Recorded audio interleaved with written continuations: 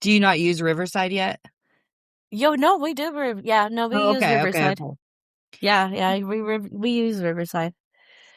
So how do you want to do Okay. this? Well, welcome, Sela. Thank you. Okay, so for the audience to refamiliarize themselves with you, you have a podcast, Looking Through the Glass, with your daughter Giselle. I've had you both on. I had Giselle on, and now we're gonna have you on. And let me just say this in a really real way. This is gonna be a very human episode where you are fucking smack dab in the middle of humanity right now. Very real, very raw. Um I'm going to be my natural self, and so wherever this goes it will go. But I did want to start with, because we're going to get into some real shit, but how we kind of connected, especially through, each other's podcast, really was about the healing that we've done, and Yeah. and kind of, especially as moms, taking that ownership and accountability for all the things that we know we did to continue generational trauma, and how we're trying to reverse that now. And but even like bigger than that, forgiving ourselves for those Yeah. things, and just for our humanity in general, and understanding we're not going to be perfect. So I think that's really been our super connection point. I think the other one is just our vulnerability and our willingness to show up however we're showing up in the moment. And it's not always polished, and it's not always, we're not necessarily considering what other people want from us. And I love that. So we are going to get into some real shit, but I have a few questions because I've never asked you some things. So I just am curious about a couple things. Okay. Sure. Your parents, Hmm. were they abusive? Yes. Okay. Physically and Yeah. emotionally? So my dad, not so much physically because my stepmom stopped him from spanking me. My Oh, dad okay. was more of a very narcissist, very Mm. hardcore narcissist. Um, and what a narcissists do best is very self-centered, but he was physically abusive to my mother. Um, Oh. but they were divorced by the time I was 2 years old. Okay. But I do remember him being very abusive towards my first stepmother. My father's on his fourth marriage right now. Oh, okay. How many siblings do you have? I am an only child, so I Oh, I have didn't know that. I have a step brother that I grew up with from the age of 2 to 10 with my abusive stepdad. Oh, okay. This is your Very mom's, who's she remarried? My mom remarried, when and so, okay, my mom was 14 and my dad was 16 when they got married. Okay. My mom had me at 15, my dad was 17. Very toxic background on my mom's side, big time. I don't know a whole lot because my dad never really told me a whole lot about his Mhm. childhood. Um, like knowing my grandmother, no, but I don't. People change through the years, I'm not Exactly. quite And you sure. don't become abusive without having abuse in your history. It kind of, yeah, that's the kind of. But my father was uh an baby, an Oh, oops baby. okay. My grandparents were done having children, so there's a huge age gap between my dad and the second youngest But they sibling. had caregiver roles as siblings, I bet you.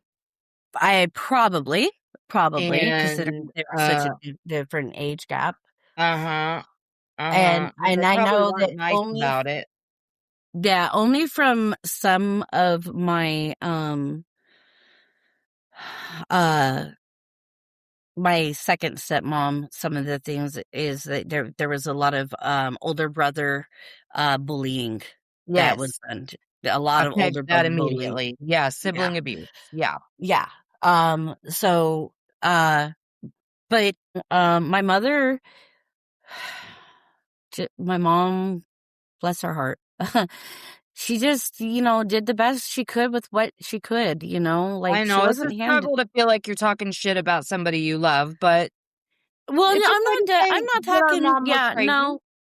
My mom and I, she knows with this podcast and doing this stuff, it's healing for me, and she's already said, say what you need to say. Well, You that's speak really your cool truth. because my grandma would have been like, "You're talking about me?" Oh yeah, no, I guarantee that my grandma would have been that way too. My mom might have been And cool. She might have been cool. She was pretty she she was tender-hearted, but, she might have been cool about it, but I don't know. She was a lot like my grandma sometimes. on both sides there was abuse. Not so much on my mom until later on, a little bit later on. I think there was more of my mom being abused and my mom just going through life abusing her, Yeah. was more of what I suffered on my mom's side on the younger ages, not Was she knowing how critical to. of you? Oh yeah. Okay, yeah. She won't admit it though. Yeah, She of won't course. admit it. Yeah, Well, no, because when you're a critical person like that, it's all coming from your own fear and your own shame, and you're yeah. only seeing it from this one place, so you're truly believing you're doing this from a place of love, and so Yes, it's like, yes, "No, this and is then how I and mean, she how truly else am I does, and gonna she'll show cry, them?" and, Yes. she'll try to talk to me, and she'll try to talk to me, and I feel bad because sometimes I just kinda have to shut her down on it because it's like, "You're talking to me, but you're only talking to me from your space, and you're not talking to me from my space, and in this where I'm at right now, I'm not meaning no, I'm not doing that. Yeah. Yeah. I'm deeper than that, and, either you're gonna meet me where the truth is, or we're just gonna not have the conversation because it's Agree. detrimental to me and my healing right now. Yes. It's triggering and it's, I love my mom, and my mom, I wouldn't be a lot of the way I am if it wasn't for influences by my mother. Yeah. My mom tried healing because there was a very bad relationship between her and her mom. And, Mhm. and my mom did attempt to heal, and life really got in her way, so it to like Well, from and the a thing tear. that people don't talk about enough is that, if your basic human needs are not being met and you're stressed about how you're literally gonna eat or sleep or clothe or bathe, there's no room for emotions because we don't deal with emotions when we're running from the bear. So when you're in Yeah. literal survival mode because you don't know how your next meal is gonna come or whatever. So if you have prolonged years of that type of stress, you're Well, gonna get what you gonna get. we're not talking prolonged years of that kind of stress. We're talking prolonged generations with that kind of Mhm. stress. Literally. Yeah. Prolonged generations with that kind of stress. Mhm. So, and that's one of the reasons why I really am so grateful to have Looking Through the Glass with Giselle, because she didn't have to forgive me for any of my shit. And she forgave me before she even dealt with her. Like, she's still dealing with it, but she Yeah. forgave me before she even dealt with it, you Yeah. know? And it's been, it's been a huge blessing learning to become a podcaster. And I'm still kind of in the imposter syndrome Oh, area, sure. Yeah, yeah, yeah. I you know know? what that feels like. Yeah, even Because I'm like like, I am so not qualified to be a podcaster, but like I look at Giselle and I'm like, yeah, she's got this in the book. Like she's right where she belongs. She's known this for a long time. Like I look at her and I watch her go and I'm like, yeah, look at that. Look at my girl go. But then when it comes to me, I'm like, I have no idea what I'm doing. I have no well, I idea what mean, I'm. I don't have a single clue what I'm doing. It's funny to me when people will like comment on how well prepared I was or I ask great questions or whatever. I'm like, There's no listen, I preparedness. don't fucking prepare at all, ever. Yeah. The only thing, one time someone had sent me their book. And so right before the interview, I skimmed some stuff because it was something I was interested. It was about astrology or something, psychic. I don't remember. Mm-hmm. So I skimmed the book. So one time I did that, and then if if their shit's interesting, I'll actually, like, go to their but this is, like, 5 minutes before I'm about to meet them, literally. I'm like, "Who am I about to talk Yeah. to?" I sit down about 15 minutes before, and I go, "Who am I about to talk to? Oh, okay, what are they about? Oh, okay." And then if something in that little thing interests me, I'll go to their website. Like, the source cards, I really was interested in them, so I did go to their website. I literally ordered their book, you know, like, I was like, "Oh, hell yeah, I'm so into this." But, like, most of the time 5 minutes before, I have learned who the hell I'm about to talk to, and I literally listen to my intuition, and I go, "Where do I wanna start?" What Mhm. we never talk about what they wanna talk about, ever. I don't give a shit. Like, I'm always just like, "Well, I have questions, so let me just ask you this real quick," and then it just goes from there. I mean, 90% of the time, it works out, but that's why I've started getting more selective, is that 10% is too much, and I don't Yeah. fucking wanna talk to those people anymore.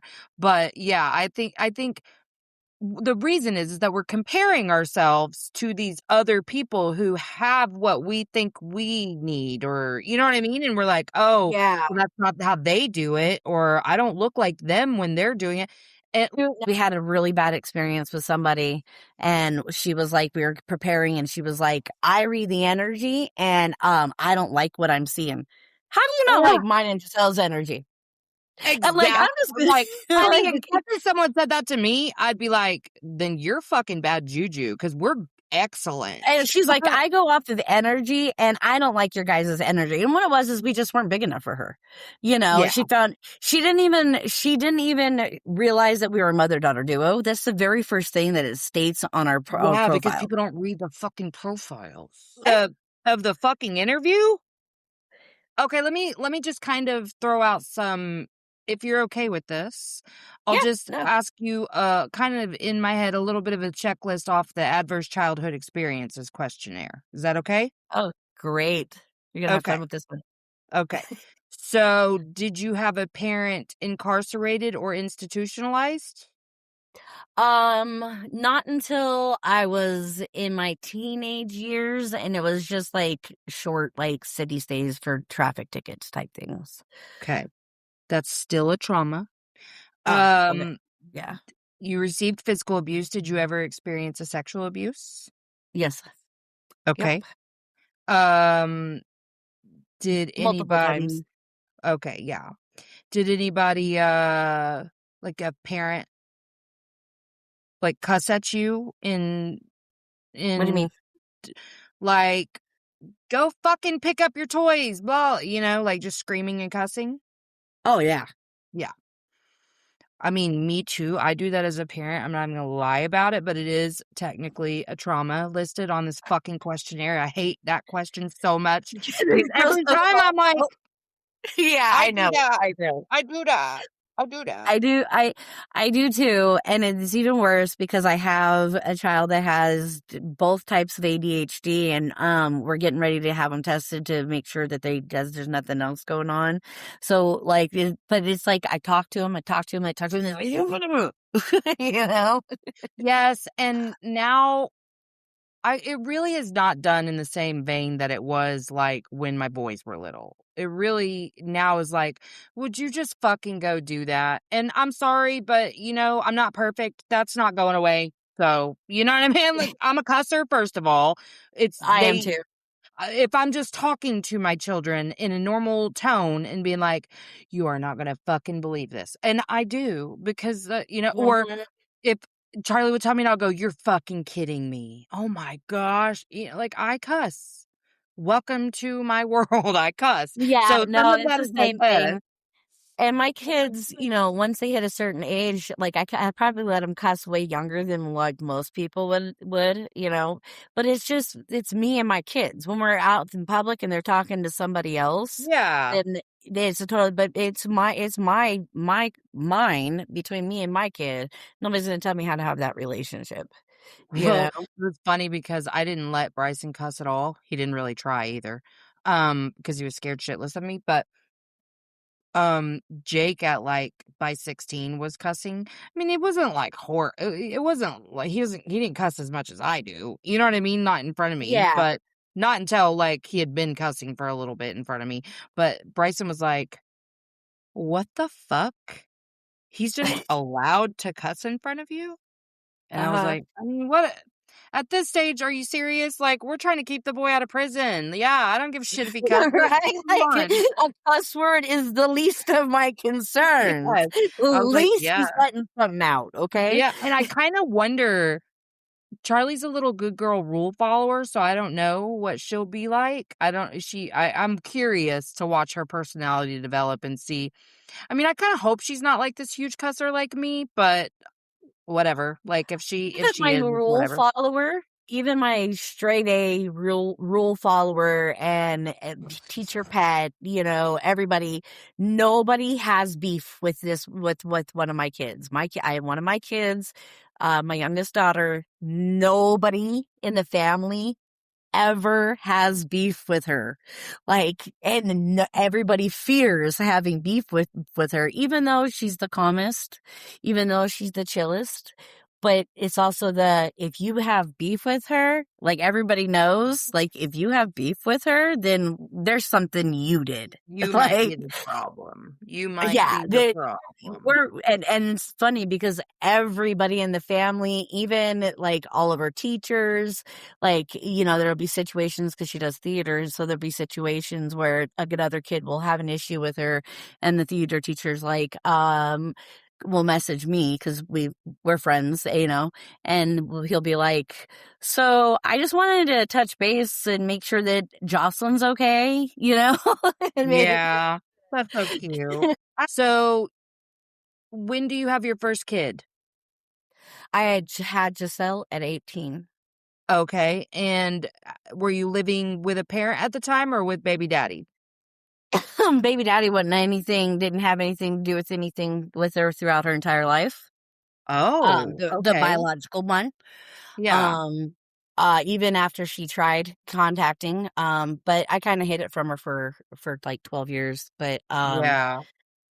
But yeah, no, I had her. I was pretty much by myself. The person that is her, like, helped raise her or whatever, who she calls dad. Okay. Um, him and I were like in this on and off because I had done him wrong. So I was taking a whole bunch of crap from him at that point in time because he was being petty. And I was trying to get back into the relationship because, of course, I couldn't be rejected. I can't handle that. I put up with a whole lot of crap during the pregnancy, like a whole lot of heartache during the pregnancy. Oh, okay. I see. Well, and it sounds like you have a history then of some, like, self-sabotage when things are a little too calm, and Oh, then your yeah. little Addicted to the anxiety, but as chaos soon as the because the chaos chaos is is scary entered, or you're like, chaos "Yes, is normal. okay. I know how to fight for love." There's your little repeating pattern is that you're not safe in your nervous system in your body unless you're fighting for someone's love. Mhm. Okay, that makes sense. That makes sense. I Which it really does make sense with very early on traumas because my mom couldn't handle me and I was bounced around so much with Mhm. my aunt Sela, who I'm named after. Um, Oh. like, yeah, I spent a lot of time, like, the between 1 and 2, I spent a lot of time with her and my cousins, and then also a lot of time with my grandmother. When my aunt said, "I want to adopt Sela, we want, I can give her a good life. I love her as my own. We already do, da da da da." My mom sat back and thought about it and said, "I can't do that. I can't give up my child." And then that's when my mom, which at 15 or 17, living in Las Vegas in the 80s, it wasn't the easiest place for a single mom, definitely. Mhm. It still isn't. It's still ridiculous to try to live there. But yeah, so there was a lot of bouncing around that I did at very young ages. Yeah. Yeah, So a lot of that rejection in your history. a lot of rejection, and then my stepdad was very, very, very verbally abusive. There was Mhm. some physical, and he would make up lies on me to get me in trouble with my mom too. Um, Ew. you know. Yeah, yeah. And then I think the biggest thing that really hit me when I was younger at the age of 10 was losing my brother. Mm. Yeah, that losing my brother because Hey guys, it's me. Emotionally Unavailable is produced 100% in-house by me with no team. So if this show has ever helped you and you want to give back, subscribe to the Patreon. There's several different levels with different benefits in each. Check the show notes and you can see what each tier subscription will get you. I also plan to there's also lots of fun things coming down the pipeline for the Patreon subscribers. So get in early. You can get a workbook, you can buy merch, you can do any of the things, and all of that supports the show to help it keep going. Really appreciate every single one of you. I love you so much, and I can't wait to see what we continue to do together. even though we had argued a lot, we were really, really close. And Yeah. then just that all of a sudden gone out of my life. No more, Yeah.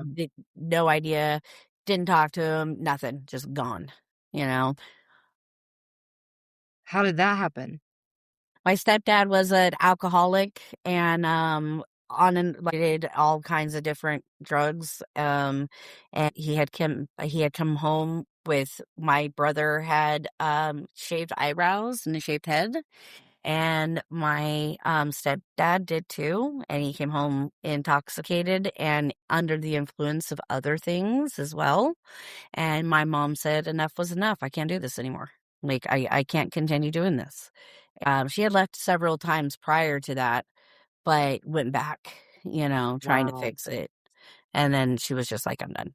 I can't do this anymore. Yeah. And then so we moved out. We moved in with my aunt, and that was it. And then my brother told my mom, oh, I don't want to have anything to do with you anymore because he was angry. And so there was contact lost. That Yeah. sucks. Have you ever reconnected? We have actually a few years ago, I actually seen him. When my husband's mother passed away, we took a trip up to Washington to see his sister that was physically incapable of making it to the funeral.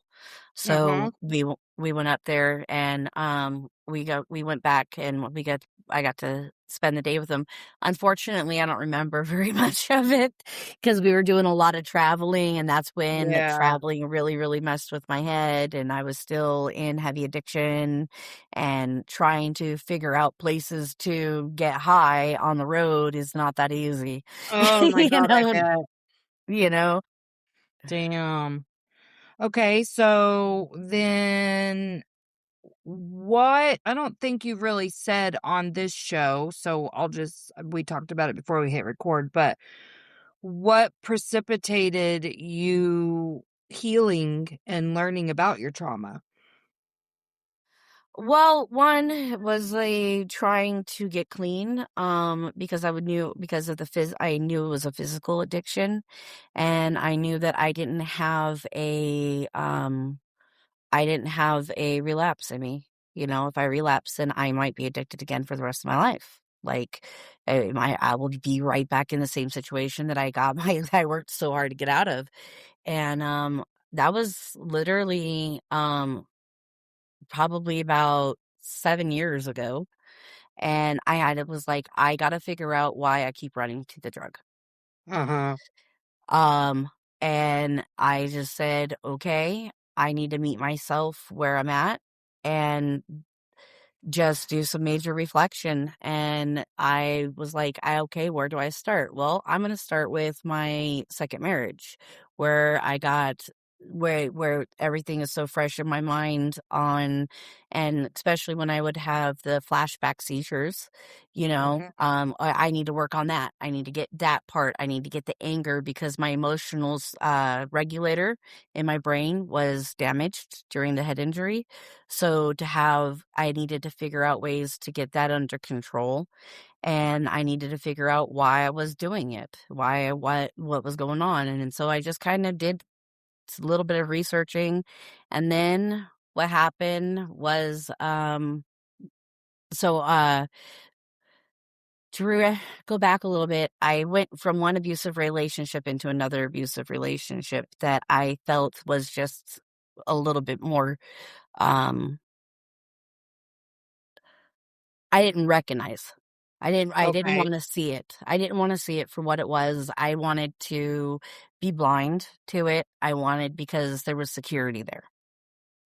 And there was huge love bombing, and there really truly is a connection, you know what I mean? So, there was abusive, and then 2 years ago, there was an incident that happened, there was an argument, and he reverted back on into an old trauma pattern that he had stopped for a while, and, physically hit me, physically locked me, was, like, kept me from leaving, and then, that threw me into such panic mode, with my head injury and everything. I just went into full, they would throw me into basically full psycho, like psychotic episodes, Mhm. where I wouldn't make any sense. I would be frantic. To me, I'm making sense, but to the outside of somebody just stepping in from a blind eye would have no idea. And I think God showed me. 'Cause there was a moment where we were left alone and I was sitting at the end of the bed and I'm on the floor and I'm leaning like kind of on the bed and I don't know what he said, but I remember him saying something to me. And it was literally like God had taken me out just long enough to see that there was manipulation going on. And then boom, I was right back in and I was living that experience. And I had went away for a little while, went to my cousin's for a couple of weeks. It was already like we were already gonna do it. I was going up there to help take care of my uncle and stuff like that while she was out of town and stuff. And I spent some time up there in the mountains. Um uh then we already discussed that like I have some abilities and it was up by Travis Lake in um Texas. Very, if you go off of energies, it's pretty crazy place, but I remember just feeling just, I would be sitting outside on the back porch and it's just forest, and, uh, all of these, and this is gonna sound crazy, but I'm telling all of these spirits came out, and I call them my shaman. It It goes against all church presbyteries and all this, but I don't care. That really started because I started getting into tarot. And it's something that I was really, really interested in my entire life, but I was always told don't go there. And Demonic. Yeah. and the very second I went there was the second that I started awakening. Mhm. Because you have to learn yourself before you can learn the cards. You have to learn Right. you in Well, order because to know the you're the card. interpreter. Yeah, So, like, exactly. you have to be able to touch in with yourself and go because, like, And whenever I I'm given symbols and stuff, it's all through the things I know, you know? exactly. And I had really prayed on it, right? Before I got into tarot, before I even like before the thought of it again when entered my head because it had entered multiple times throughout my life. The knock on the door happened, but I just didn't open the door. I just couldn't figure out what I was feeling, So I was praying and I was like, God, I know that you're talking, but I'm not understanding. Give me words. I Give me Mhm. a place where I need words, And that's what I was told or I heard the tarot. And I was like at first, well, that goes against all understanding. Like that goes against everything that I was taught. But then I heard you're you and trust yourself, you know, and trust it. So I went through it and that was the beginning of the awakening. And then that's when I had the moment of the being pulled away because at that time I was trying to align with what I'm meant to do, which is looking through the glass. So on the way back from spending 2 weeks away and doing the tarot readings, and I know people say you can't do them on your own, but I don't believe that. Yeah. Believe that I was meant to do my own readings because that's how I Yeah. communicated. Yeah. And I Lots of mean, people do and their no, own. yeah, that I know a lot of people were like, because I have some readings up on YouTube, and people were like, there's a very specific one, but they were like, you can't do your own reading. I'm like, well, that's what you Oh my learn god, to I do hate the the first. legalism, yeah. Yeah, that's what you learn to do first is yourself. Yeah, Like, if you that's don't so know your weird. own energy and Now what's I in your will say own, this, I don't trust any of it when I do it for myself, I will say that, like, because I'll be like, "Well, I'm pretty sure that means this," because I don't read my own cards unless I'm wanting a specific answer to something, and so so anyways, I'm coming home. I still spend a couple of extra days and I'm in midst of my addiction at this time. I have not stopped. I do not know how to quit. I don't know how I'm going to get there, any of that. And I spend my whole time just really getting high because I needed to numb. But at the yeah. same time, I spent so much time doing uh the esoteric type of things, and a lot of meditation, a lot of journaling, a lot of just going on. But yeah, those three shaman came out and they talked to me and they followed me home. Wow. They followed me. I know it sounds weird, but they followed me home. If you have other people walk into my office, you'll be someone like you probably would be able to walk in and go, nope, right there, right there, right there. Like they followed me home. Wow. That's when I heard you need to come out and talk and tell everybody about your drug addiction. And I said, fuck you. Nope. Oh, the one thing I've been trying to hide from everyone? No Yeah. thanks. The one successful thing I've been able to hide, no, F you, I'm not. I There was would oh. yeah, I was like, no. And I heard you're gonna have to let all the skeletons out of your closet. You have to let all the skeletons out of your closet. And so then I came home and then I was like, all right, well, Giselle, you want to start a podcast?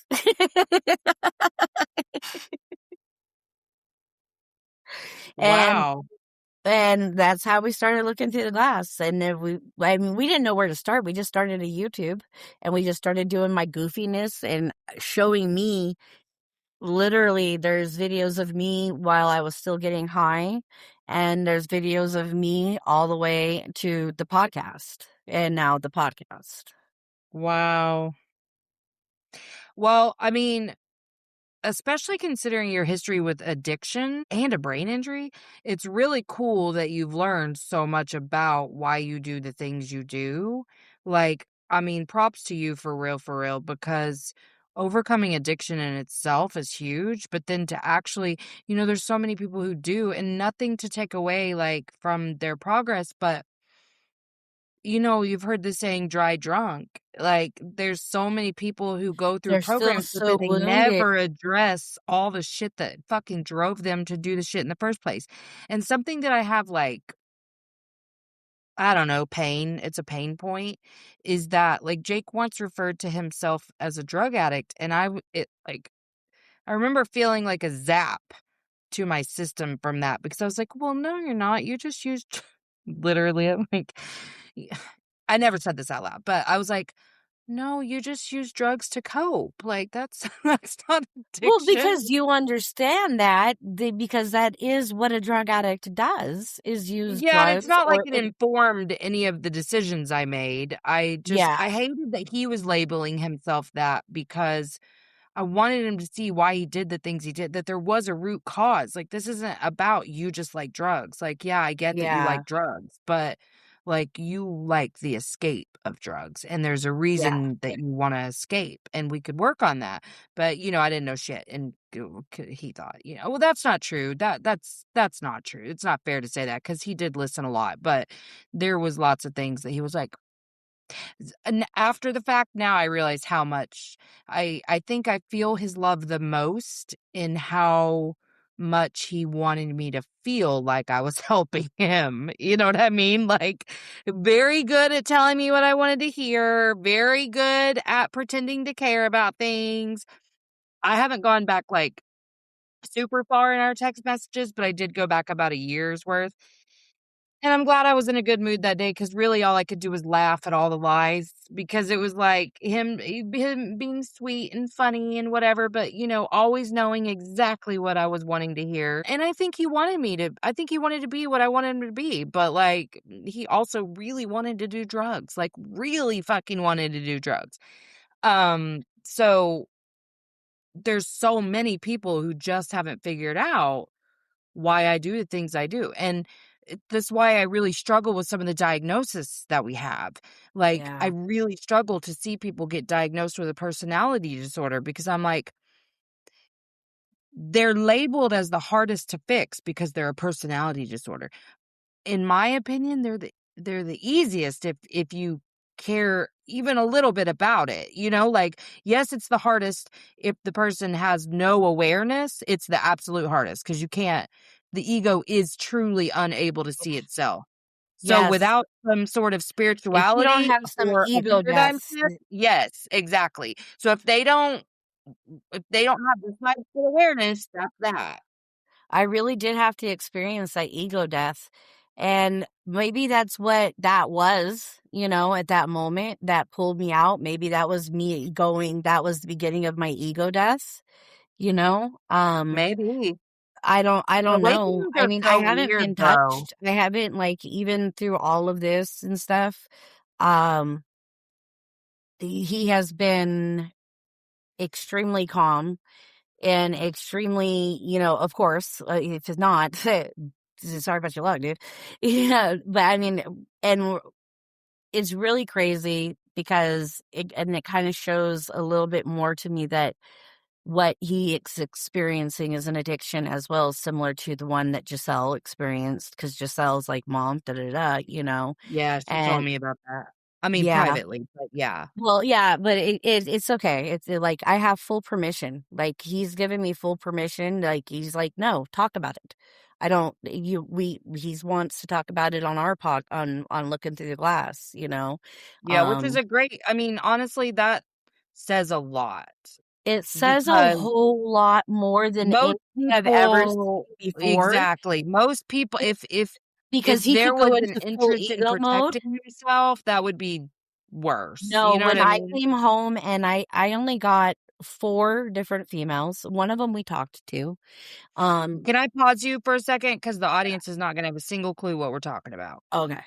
So to catch everyone up to speed. So you've been doing this beautiful work over the last 2 years thinking life is fucking looking up. Yeah. Let's be real, right? Like when I Yeah, met no, yeah, you, no, you're you were at a 100% real high right. I was point. You doing were like, things are everything going right. great. Exactly. Things are going great. You were like, my fucking husband, I'm so lucky. Like, we Yep, have the greatest marriage, all these things. That was just a few months ago. And yep. then not long ago, you discovered some infidelity. And you are now right in the middle of figuring that out Yeah. and what to believe, what not to believe. You're paranoid, you're hurt, you're betrayed, you're all the things. You're going to hours and hours a week of therapy together, I think. Yeah, Is all of it together together? and separate. We're doing Okay. it together and individual. He's doing, Okay. yeah, so there's been a lot of step up. Yeah, yeah, which is A lot great. of step up. And like I Okay, but I said, have a question about this. yeah. Because, I'm dealing with my own shit, obviously, so, like, I texting all of this is, like, hard, so I haven't, like, been able to ask you the things I wanna know, so here's me being nosy. Yeah, no, ask away, Okay. man. I'm open. Uh, from a heart place, intuitively, I feel like well, aside from you've been very honest about, like, I would have just walked away if I could financially support myself, so there's that. Mhm. But I also think that you're trying to have a wider view of this. He's asked you not to leave. Yes? He said he wants our relationship to work, yes, but he's here for me for the healing part, regardless. He's showing up as my best friend who I've had supposedly, all these years, the best that he can. He wants a certain outcome, but he understands that I may not be able to. Okay, but your desire, aside from the security we've talked about, your desire to try to make it work, is it because you are trying to forgive him in the way that you're learning to forgive yourself? Or is it, if this is kind of a rude question, but is it Yeah. mostly the security thing? Because that's what it would be for me. Well, you're that is a great question because one of the stipulations that I put when I said I'm willing to go to counseling with you or this and that is that, and I straight up told him, due to all the added head injuries on me, um, you know, you're going to make sure that I'm okay for the rest of my life. I'm gonna have the freedom to make the decision of that I'm not gonna be completely desolate and left to for my kids to take care of me basically, because that's what I'm looking at, Because that you're there quote would be unquote support. disabled. I mean, you're labeled as a disabled person because of your head Yes. injuries. Yeah, Yes. exactly, and I told them, I was like, "One of your hits could have been the reason why I can't work today." Yes, because something that we didn't really name is that this relationship has been abusive. This be relationship has been a very abusive relationship, and it was like, so we've been like, to me, I was like, "Oh, we're doing great," and then because he's been working on the anger thing, because it was not always abusive, it was abusive, then he worked on things, he had things under control, and then boom, abuse happened, and then boom, 2 weeks later, that's when the second abuse happened 2 weeks later. So it was like bam, bam, right back to each other, and that's what catalyzed me into looking through the glass. But Right. Okay.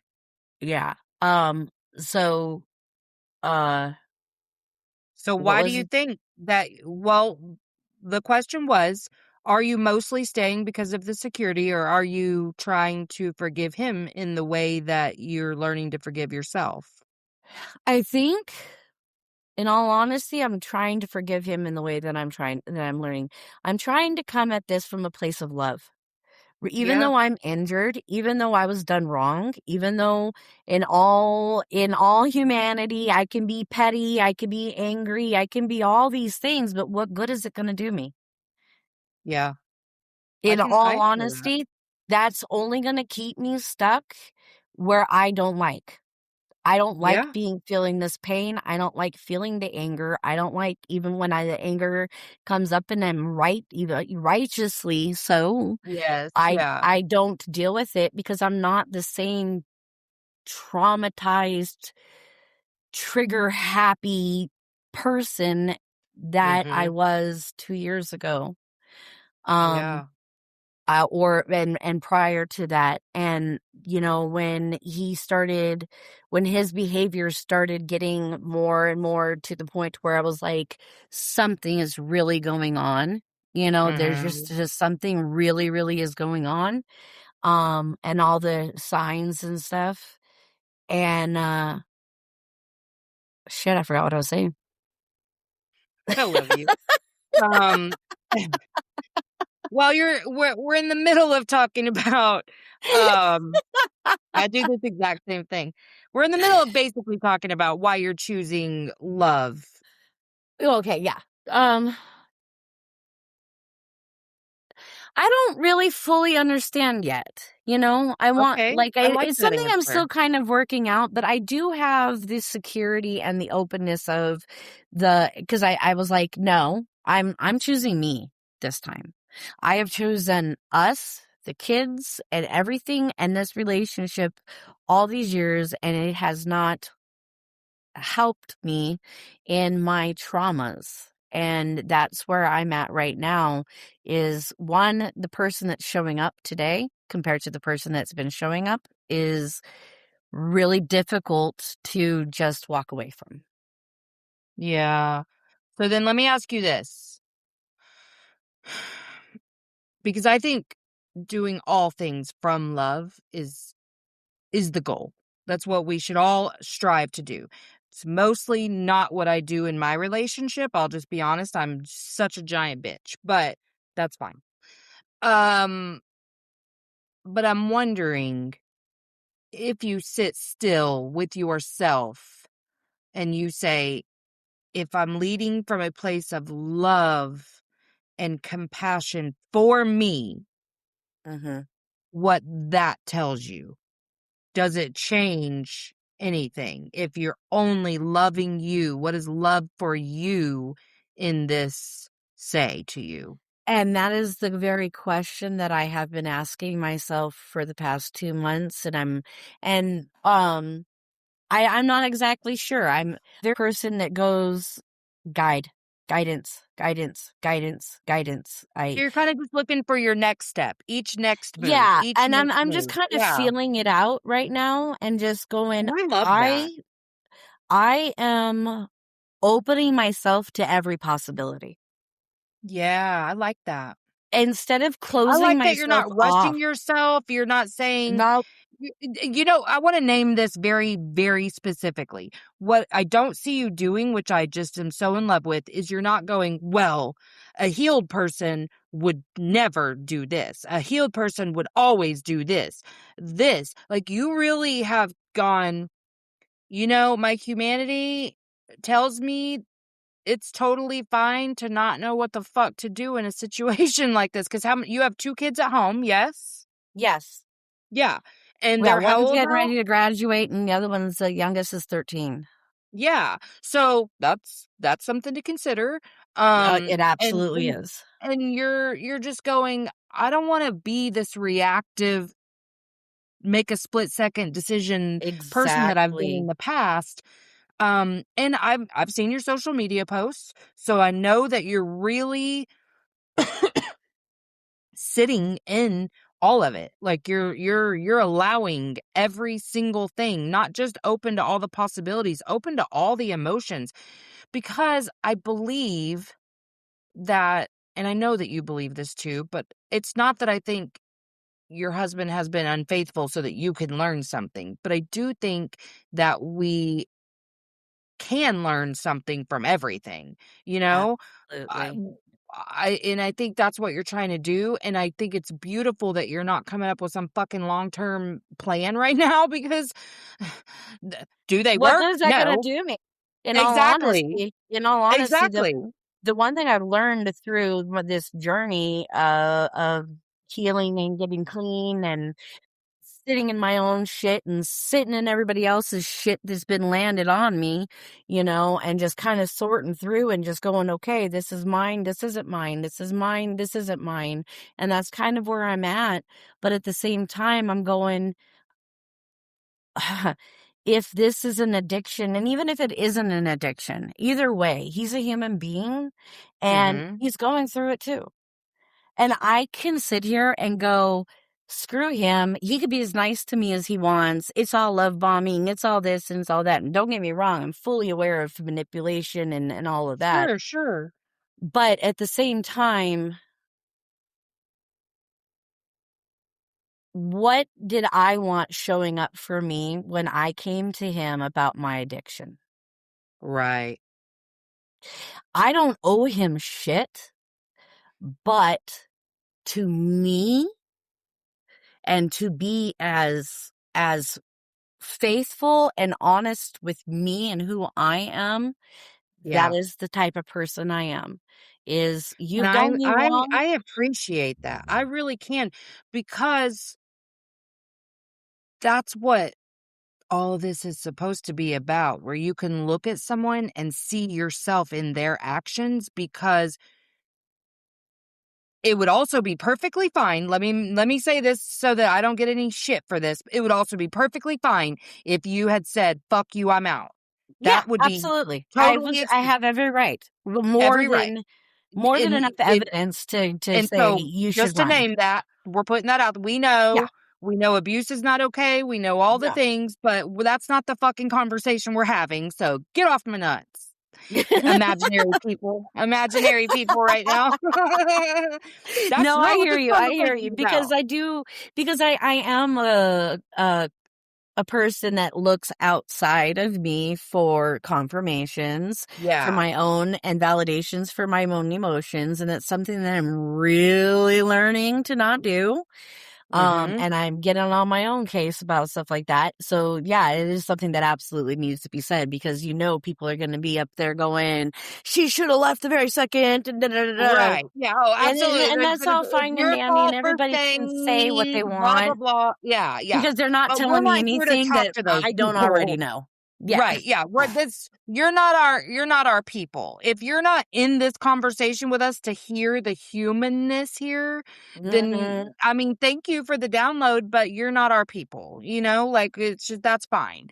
But the I'm so curious because well, because I feel your heart in this, and so that's why I'm asking the questions I'm asking because I'm curious from a person who, like, also makes mistakes and sees myself in people and go, "Yeah, I kinda see how that happened." You know, like, I it's just And trying I to see that. navigate that and not put yourself in more shit, you know? And Right. and I'm Well, just because we being can honest. pathologize the shit out of things and quote unquote make excuses a Yeah. lot because we are used to doing that too. So Yes. like we So there can be a trap here where you start yeah. to see things too much from their perspective instead of going, but what do I need? And that's Mhm. fine. Again, I just feel like But that's a you know separate what's been conversation. amazing? What has been amazing is the other way that he's showing up for me is he's doing research on how he needs to show up by from, other podcasts. There's lots of podcasts and lots of people out there that specialize in these kinds of things. And he's going there and he has not allowed me because I had tried in multiple ways because this is what I do as my trauma reactive self take upon his cheating is now my fault for some reason. Right. Well, I did And notice in the beginning that you were taking a little too much I was responsibility. taking way too much And and I was like, "Honey, what he the fuck? I'm about to come slap you because you hadn't told me what had happened." But I knew. you And so I know. was like, I could tell based off what you were saying. I was like, "Okay, so your husband cheated. All right." Uh-huh. Um, but I was like, "Hold up, hold up, hold up. Are you actually blaming yourself for this?" I'm like a And I witness back here looking at your social media posts being like, "It's not your place. Shut the fuck up." No, it absolutely is your place. Tell me to shut the fuck up, girl. You call me out on it because that's what friends do and that's what I need. But he has stood there and when I would be like because we have had some of the best conversations since finding this out and it's kind of like I told our therapist is I'm an opportunistic type of person and I look at this as not something that's happening to me but something that's happening for me. I needed to know the truth and I couldn't, Yeah, for all the reasons and for him to do what he needs to do to come forth with me to move forward because I'm moving forward and he stopped working on himself. And there was this also other area that he refused to look at, right. but no, he would stop me and he would, grab my shoulders very calmly and go, this isn't your fault. It has nothing to do with you. I did this in past relationships and I did not heal what I needed to heal. This is not your fault. So when your perpetrator, is telling you, if you want to have the victim mentality and look at it like that, is looking at you telling you, stop taking this on, you see a different person. Like I've Yeah, and I think I can understand, like, if a person's actually trying to change and and they're saying, like because you don't go do these compulsive things like get into some fucking online relationship with someone, whether you meet up with them or not. You don't do all that without dopamine seeking. The same goddamn reason you did what exactly. you did. It's the It same was fucking and thing you that's did. exactly how and he asked me too when he told me, he goes, "Can we look at this as my addiction and can we make today or whatever the date is, can we go forth from there?" So I'm trying to show up even though I don't owe him anything, but that's just who I am. You Yeah. know, he was there for me through my addiction. He did hold me up and hold me when I needed it. He did tell me that I wasn't a horrible person and because I did Mhm. drugs.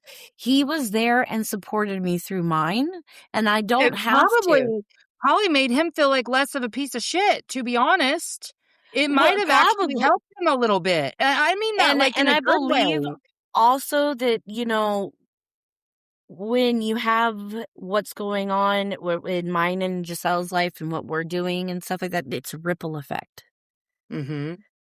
And I believe in that ripple effect, and I believe Yes. that's what's taking place, and I I do I too. honestly believe that the creator, God, the designer, whatever you wanna call it, whatever you believe in all honesty, is going, "Whoop, nope, you can't go forward with her unless you do this." That's exactly And right, because otherwise, that he was low gone. vibration cannot go Yeah. forth with me and my Right. higher frequencies. Right, and so you had to know, so it's good that you And know I now. and And even when he I came can with imagine the me, relief he feels because shame compounds when you know I this, know, but I shame know. compounds when you're hiding who you It have been in absolutely your does. darkest places, and so to have it out there and a chance for accountability and somebody to help you make better choices, Well, and it's we're sitting here, so much easier. I'm also watching somebody else I know that's just found out that her husband cheated on her. And, I'm not gonna put any, but she's dealing with the opposite. She's dealing with the finger pointing, "It's your fault." She's dealing with, Mhm, even and that's though different. and Yeah. that's and what and going and I to me, I'm like, "That's kind of God showing me this could be what you're dealing with." You know Right. and then Well, but you you're that because getting that's the this. thing. If you can want it to work all day, every day, but if you're married to somebody who, like, flat out doesn't Refuses take to take on any responsibility, accountability yeah, or yeah, then they're still gonna abuse you, so you gotta leave. But, like, yeah. as long as you're focused on learning to forgive this while continuing to do the work in you, what's wrong with going, if I see that we're aligned in where we're going? Great. If at any point I see we are no longer aligned, then I will know it's time to leave. There's nothing wrong with that. I don't Especially if think. I'm now safe. I'm now safe. Yeah, I was about to say because he's not actively abusing you. No. You're not. Yeah. If he was, I'd be like, "Steve, what do you need?" Yeah, But he's not. right, and I told him too, like, at the beginning, and part of it was out of anger, but also it was I just looked at him, I said, "I'm not dealing with this alone." God has put a community around me and has put people in my lives to help me analyze this, to help me cope, to help me handle and call me out, and to help me in so many ways. And I will not deal with this alone anymore because while I was maintaining your reputation, you were talking bad about me. And I'm a type of person, when you talk bad about somebody, you talk bad over them as well. So all of this time, you're putting you know, voodoo Bad on me, juju. bad juju over me and on me all of these years. But that's not my karma to deal with, and that God will make sure that He handles it however it needs to be handled. I'm just sitting in the okay. Well, what are my options? And I'm just gonna stay open to them, because who knows? He made me fall in love with him multiple times before, you know, and Yeah, now cheating is the deal breaker for me. Um, that is the deal breaker for me. that's your So for ultimate betrayal. that is the ultimate betrayal. And it was funny. I told my therapist when the morning that I found out, I was like, I'll put up with a man hitting me, but I won't put up with them cheating on me. And she goes, Was she why? mortified? Yes, she absolutely was, but it was the truth coming out. It was the truth coming out that I was willing to put up with somebody putting their hands on me and betraying that, but I'm not willing to put up with the Mhm. cheating betrayal. And it kind of, Right. and she was like, why, Sela? Why? And I was like, I don't know why. So I'm sitting with that too of why. Why would I be more Well, willing to? because I mean, you didn't ask me, but, I No, think I did. it's easier to sit with something that's so familiar to you. You've been beaten your whole life, so that's, at least he's sorry and is trying. Like, it's easy for you to justify that because you love a lot of people who have hurt you. So, Yeah. it's easy for you to forgive that because you have a lot of practice in forgiving being abused. And because you haven't forgiven yourself for being abused, there's a whole component there where we have to forgive ourselves for the things that have happened to us because ultimately we did somewhere real deep. We're not always aware of it, but you do blame yourself, especially when the shit starts in childhood. Oh, The yeah. all of childhood programming is it's my fault. Like when people's parents get divorced and you never understand why a kid would be like it's my fault, but they do. Everything is seen from a child's point of view. So everything is about them. It's very egocentric. Mhm. So there is a piece of you that has never forgiven yourself for all of the things that have ever happened to you. So it's easy for you to go, oh, because if you extend that forgiveness to them, it's a little bit like forgiving yourself. It lets you off the hook a little bit. A hook, Yeah. by the way, you never needed to be on because it wasn't your fucking fault, but you are very used to that.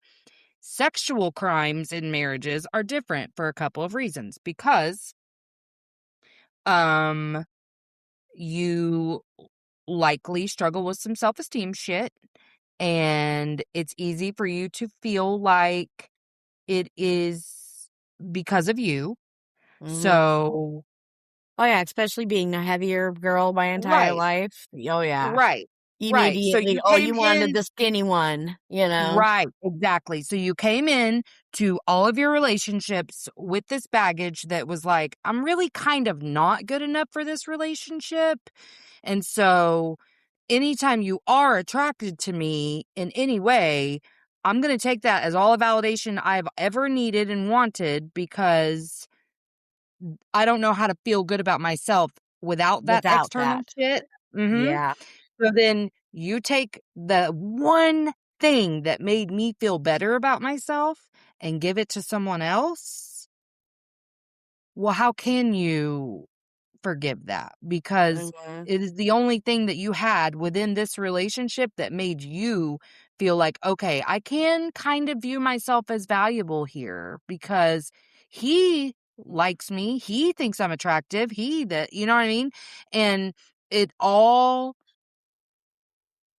again, it's about like forgiving yourself. So I just think it's easier for you to forgive all these other people because you're so used to it. But this one and I also think this was a line you drew in your head a long time ago to, to put, like, yourself on a pedestal a little bit, like, this is what we do as humans, is that we go, "Well, I would never do that." Like, if my man did that, you know what I mean? Like, Mhm. it's so it's a line where you were like, "Okay, I can stay up to this point," and it gave you a false sense of control. You can beat me, but you cheat on me and I'm out. Yeah. Because you got to tell yourself it was a way of self-soothing, you know what I mean? Yeah, no, So that there's a makes lot that sense. goes into it, obviously, but Well, that's my yeah, but that quick makes no. the self-soothing really, really makes a lot of sense. That it really Well, and does. that's what we do. We will get up here and just all kinds of shit All through just for a yeah. false sense of control, you know? Like, Right? even if I'm being real, all of the questions that you sit and ask yourself all the time are a way of self-soothing and looking for control. You have all the control you want if you want to choose to leave, but that's the part that's scary because you don't get control over income, you know what I mean, all that. So all of this is you trying to justify staying in the relationship and feeling some sense of control. So my advice about that would be if you're staying until whenever. Like quit getting up in these thought loops about, well, should I consider this? Should I da da da? Because that's all just fake. Feel your Mhm. shit, cry, whatever. But if you're staying, you're staying. I will make one decision a week. I'm staying this week Mhm. because instead of going back and forth all the time about, well, how do I feel about this? And how do I feel about this? It's not that some questions aren't worth your time, but I see you and you're spending a lot of time spinning out. And Yeah. so you wanna spend less time spinning out because the spin out is all just you looking for control. If we can find a problem to chew on, our brain fucking loves that because Oh, that's yeah. all it actually knows how to do. That's the only thing it Mhm. knows how to do is just to go, What's every little piece of danger in my environment? Okay, and then what's the worst case scenario? Okay, and then what's the best case scenario?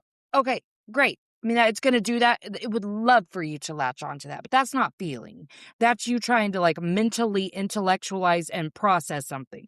But emotional processing just is sitting there quiet, listening to the sensations of your body. Does your body need to cry? You know what I mean? Because that's something that I've really had to practice after losing Jake is at first, I had no control over the crying, and I didn't even try to stop it because I wanted to be very open in front of my children about crying and Brian, but mostly the kids. But as time's gone on, I've caught myself, like, where I'll be talking and then or not even talking, let's say I'm scrolling something and something starts to get to me, like, you know that thing where you'll, like, squeeze your nose so that the cry stop because like, I start to feel it there, and I'll be like so that it'll stop. Caught myself doing that a few times, and I'm like, "Oh, shit."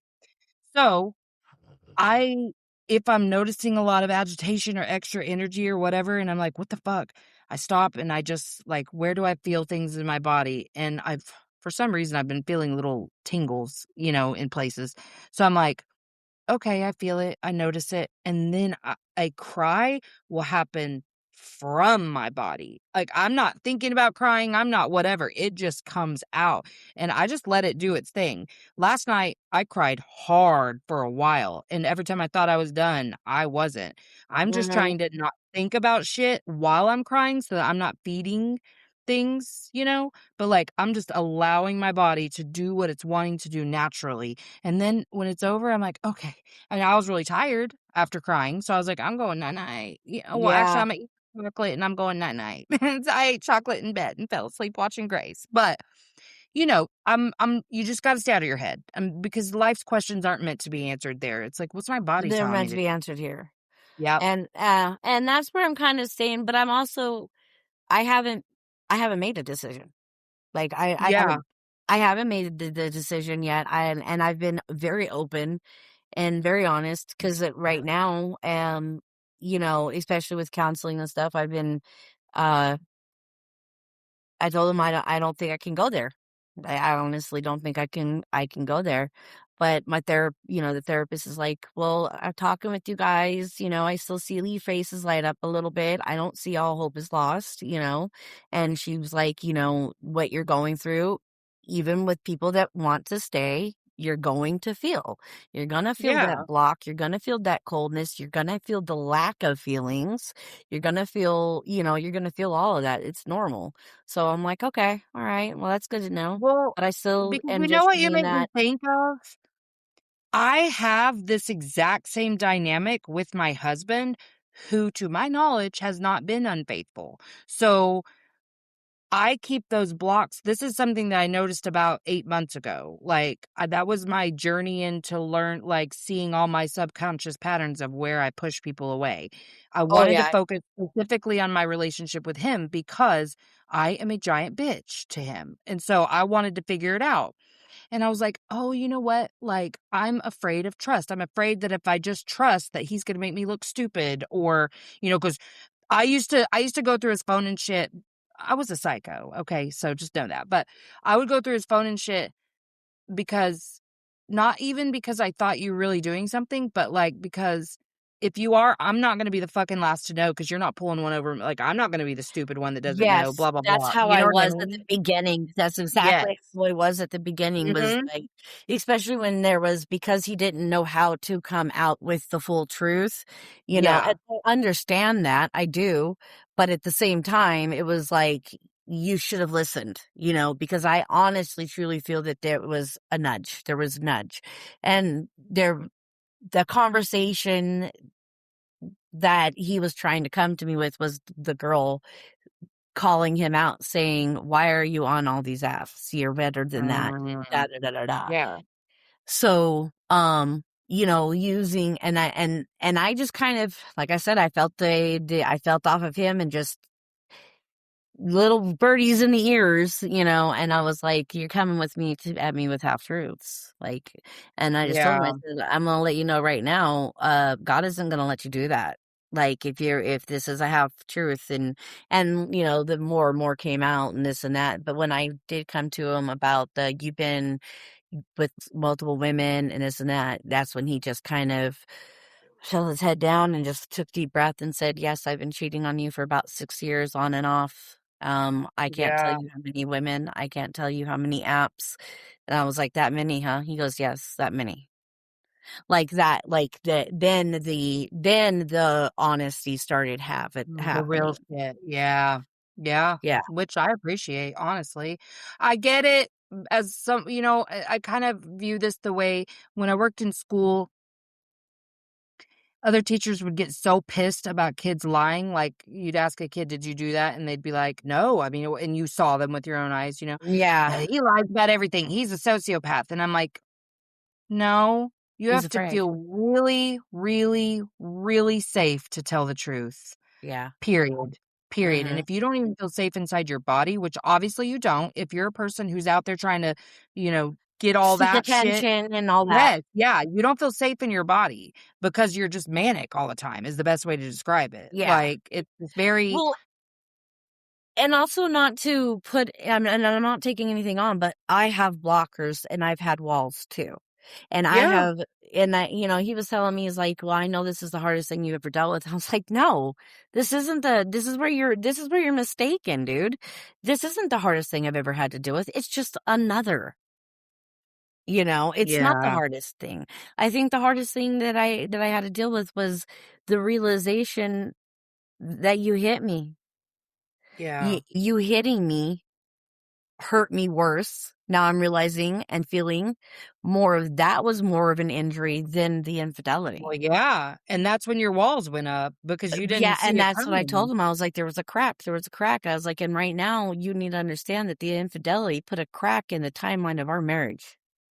Right, So when we were on vacation, I have a picture that Giselle bought of him and me, because we went on a cruise all together, her husband and her, and me and him.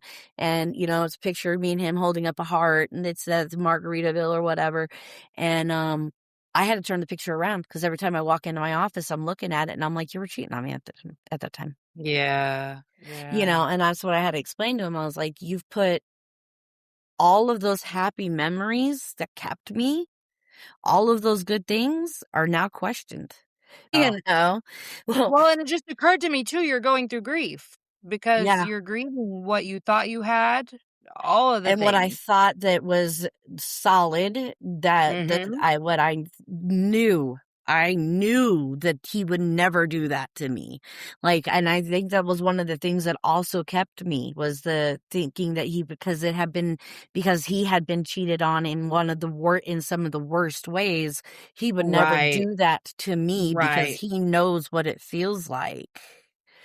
Yeah.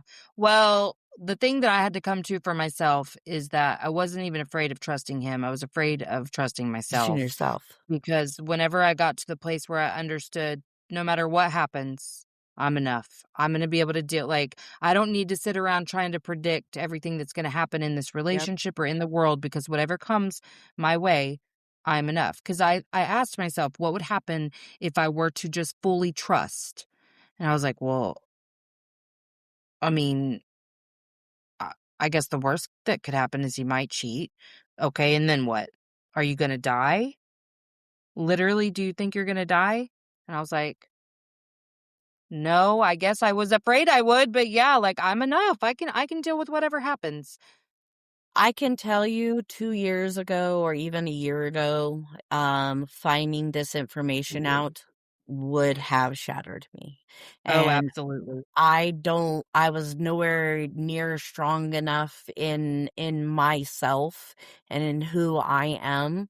I would have taken on everything and then multiplied it Oh, your shame so would have been hard out of out control. of You'd have been like, my "Yeah, I brain. fucking I suck." probably would have had to been committed somewhere to get seek and Mhm. medicated in order Yep, to, and I'm not kidding. I would have totally just lost my shit because he's been my world for so long. yep. And that the realization of the one thing that I had control over and promised myself was that the lie I told myself was that he would never cheat on me. Yeah, And he would that's how you never kept yourself abandon me safe. like that, Mhm. that was a pure lie that I was telling myself, where he is human. And, I shut down in areas, and I realized I told the therapist the other day in the bedroom. I didn't I shut down so quick, it even scared me. And I was like, wow, this is with me even trying to get past certain things, trying to see if I can get past certain things. And then I realized, no, I've been shutting down like that for years. Yep. For years, I have been shutting down like that. So Well, in I all of this, think still learning how to trust your own body is gonna be so important for you. yes. Yes, absolutely. And that's what I've been doing, and that's what I've been just trying not to so much allow the brain, when the brain does start, I do my singing bowl, or I try not to do writing so much, journalizing when I'm like in that state, because to me it makes it a little bit It'll worse. reinforce it, yeah. Exactly. Exactly. I can't journal either because then I'm still hyperfixated. I have to, well, did I tell you about my favorite grounding technique? No, you didn't.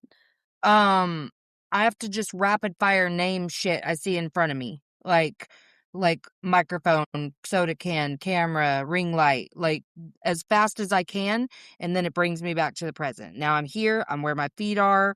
I can deal with then I immediately go to my body. What are the sensations I feel in my body? And then I give myself what I would have wanted as a 5-year-old little girl every fucking time. Every time I go, if those feelings where you're like, "I just wish my fucking mom was here." She's there. What is she what Imma be my own mommy right now, and I'm Yeah, like, "Baby, you didn't need that," or whatever it is. I say all the shit, and then, my body says, "I need to cry," and we cry, and then, maybe I'm gonna need a shower after that. Maybe I'm gonna need a walk. Have I eaten today? Because I probably need to probably eat. haven't. Water, you know what I mean? Shit Mhm. like that. I mean, it's a whole little thing, but within an hour I'm 100% different. And I love that you have your podcast because I know the conversations are to you what they are to me too. Like I know people look at me and wonder how the fuck I'm doing as well as I am and I'm like, it's my fucking podcast. And my therapy work. Cuz I don't work with people that I don't have this kind of vibe with. If I Mhm. cut them all. The second Jake died I cut him because I was like I can't do anything I dread. Anything that drags me Yeah, down at all because the weight of grief is so fucking heavy that you have to carry no matter what. So if any added weight to that and I'm sunk. So like I can't. I continue to do things that just make me feel really good. And that doesn't mean that 2 hours later I'm not crying, but like so, you know what I mean? Like yeah. that's life is to experience it all. Well, But I think we've all overall, been I'm taught that able to those live in love. tears for some reason are I don't know, we all have this fear of tears. And Yes. and even as a person that always hated crying in front of people my entire life and all of that, now I am sitting here talking to you about something that I would have been so ashamed of. I would have been ashamed of Yes. somebody else's actions, Yes. but yet here Yes. I am just going, bleh, here it is. Well, I know what that feels like because there is still a part of me that every single time, okay, honey, I'm gonna have to cut this right off because I'm doing a news story, but she's calling early. Shit. It's I'll okay. call her right back, but we'll have to wrap it up. Um, but I was just gonna say, I every time I go to share what happened with Jake, there's a small part of me that's like, I'm gonna be so fucking judged for this because my child took drugs that killed him. You know what I mean? But it's not. Thankfully, I have dealt with my parental shame before. I wanna let you know before we do get off. You and in your healing and in your the way you've been showing up has been a huge inspiration for me. You have Well, in thank you. you have inspired me to show up to my own for myself and for my own podcast and stuff when it was like the days it was like, well, she's doing it. I can do it. You know, like we're Yeah. not that different. If she can do it, I can do it. And she's dealing with something way heavier. I can deal with this, you know. So I just wanted to let you know and watching you in the beauty that you are and that you are becoming with all of this healing has been so inspirational and so magical. I wouldn't wish anything. I know it was the worst circumstances ever that anybody can ever experience, but you turned it into something that is what's the best words I can I'm looking for the right words. But I just want you to know you have been a huge inspiration, Melissa. And I Well, think, I appreciate that so much. I love you. I'm so glad we got to have this conversation. There will be more. yeah, So, absolutely. um, I just appreciate your honesty. Same. Thank you. Thank you. All right, I'm pressing stop. All right. Thanks for coming to Emotionally Unavailable. If you haven't already, like, subscribe, and share. Emotionally Unavailable. All right, that's it from me. So make sure that you check out the show notes for links. And until next time, let's all just keep swimming. INDEPE and cut.